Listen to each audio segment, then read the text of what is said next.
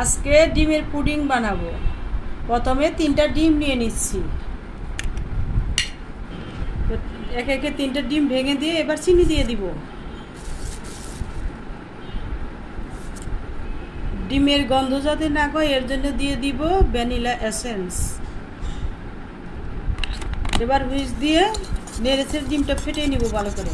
ডিম ফেটানো শেষ হয়ে গেছে, দেখুন তো কেমন হয়েছে। 1 কেজি দুধ জাল দিয়ে ঘন করে নিয়েছি, আধা কেজি পরিমাণে। এবার ডিম আর দুধ একসাথে মিশিয়ে নিব।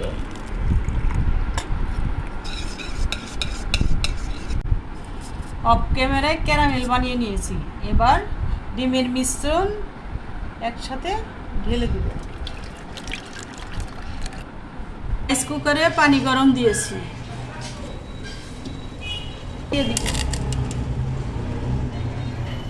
ঢেকে দিব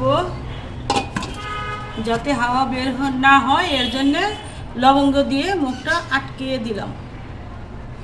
এবার একটা কাঠি দিয়ে চেক করে নিব হয়েছে কিনা।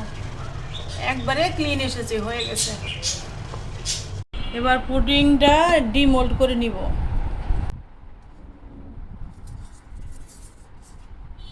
আমার পুডিংটা একেবারে পারফেক্ট হয়নি, কোনো একটা ভুলের জন্য ফেটে গেছে। দেখুন এবার